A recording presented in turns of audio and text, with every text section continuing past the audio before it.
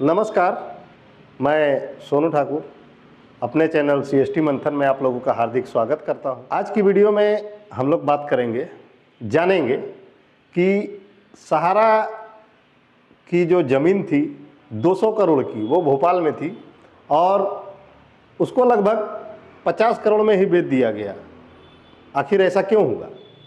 पूरी जानकारी इस वीडियो में लेंगे कि कैसे हुआ, कौन कौन उसमें शामिल है, और इस वीडियो में ये भी जानेंगे कि उसका जो जवाब है इस ज़मीन को लेकर के वो भी आ गया है, और कमेंट सेक्शन में भी जानेंगे कि किनका कमेंट आज सेलेक्ट हुआ है। तो चलिए वीडियो को स्टार्ट करते हैं। आपसे एक रिक्वेस्ट कि अगर आप चैनल में नए हैं तो प्लीज़ चैनल को सब्सक्राइब कर लीजिएगा, बेल आइकन को प्रेस कर लीजिएगा, ताकि जो भी मैं सहारा से रिलेटेड वीडियो बनाऊं वो आप तक सबसे पहले पहुंचे।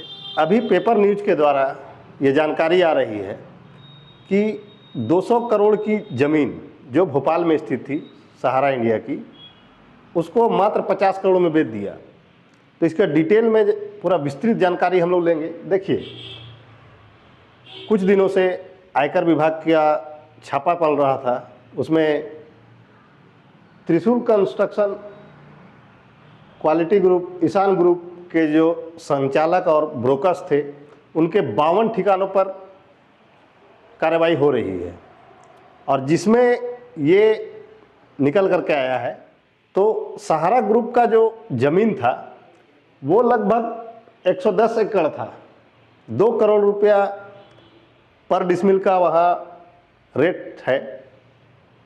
तो मान लीजिए 200 करोड़ से ज़्यादा का मार्च 2022 में ही रजिस्ट्री हो गया है, और 2014 में सुप्रीम कोर्ट में जो इसकी अनुमानित राशि थी वह लगभग 125 करोड़ थी। तो जब इतनी राशि वहाँ पर अनुमानित थी तो थोड़ा मोड़ा कम बेसी अलग सी बात था कि मान लीजिए 110 करोड़ में बिके, 130 करोड़ में बिके, मगर 200 करोड़ की प्रॉपर्टी केवल 50 करोड़ में बिक जाए तब तो संदेह होना ही होना है। और ये ज़मीन कोलार तहसील के मक्सी गांव में स्थित है, और इस ज़मीन को खरीदा है सिनाप रियल एस्टेट कंपनी ने, जिसका मालिकाना हक पूर्व मंत्री संजय पाठक के परिजनों के पास है।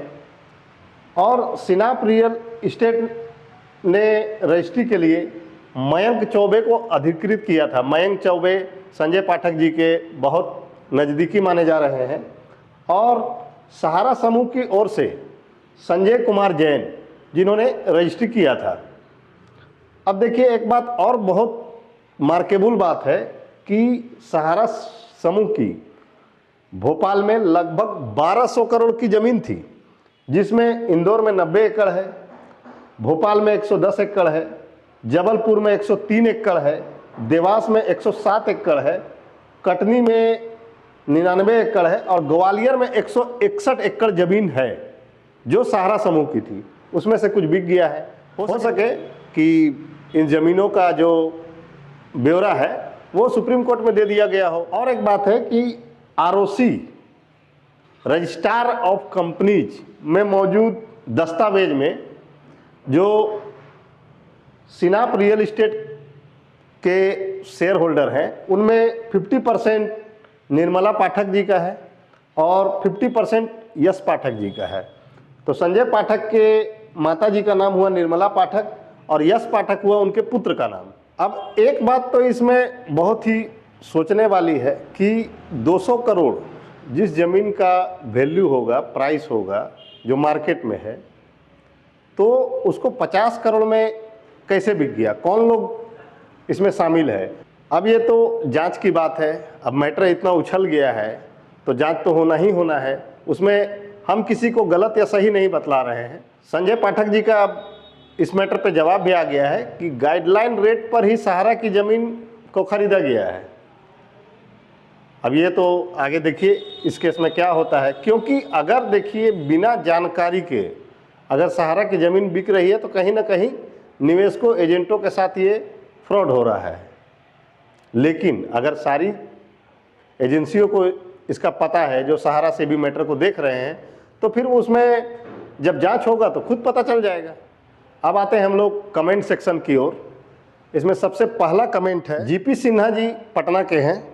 इन्होंने लिखा है, आपका कहना 100% सत्य है। ये इससे पिछली वीडियो पे इनका कमेंट आया था, तो उनको बहुत बहुत धन्यवाद कि उनको मेरी बातों में इतनी सच्चाई लग रही है। और लोग समझेंगे, धीरे धीरे समझेंगे। जिनको नहीं समझ में आएगा वो 1-2 वीडियो 4 वीडियो देखने के बाद ही समझेंगे। तो आप लोगों से रिक्वेस्ट है कि अगर कुछ आपको जानकारी लेना है डिफिशियंसी से रिलेटेड, तो पिछली वीडियो को जाकर के देख लीजिएगा। अब चलिए दूसरे कमेंट की ओर बढ़ते हैं।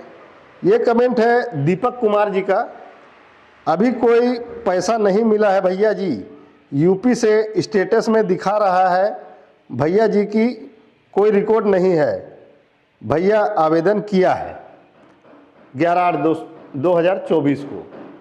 तो अब एक बात को समझिए, अभी एक न्यूज आ रही थी कि सहारा डेटा डिलीट कर रही है।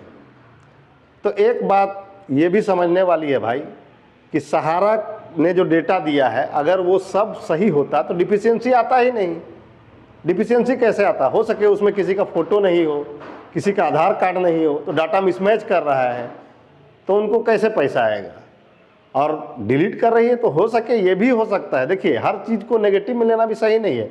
हो सकता है ये भी बात कि सहारा पुराने डाटा को डिलीट करके और नया अगर उनका मेंबरशिप फॉर्म भरा गया हो या आवेदन फॉर्म भरा गया हो, उसको दे रही हो। ये भी हो सकता है। किसी ने देखा है क्या कि सहारा 100% डेटा सही दी है? तो नहीं देखा है तो फिर डिलीट करिए, उसमें इतना परेशान होने की बात नहीं है। आपको पैसा जब चालू हो गया है तो मिलेगा ही मिलेगा, लेकिन टाइम थोड़ा ज़्यादा लगेगा। आपको जानकारी अच्छी लगी और आप मेरी बातों से सहमत हैं तो प्लीज़ वीडियो को शेयर कर दीजिएगा। नेक्स्ट वीडियो पे मिलते हैं। धन्यवाद। जय हिंद।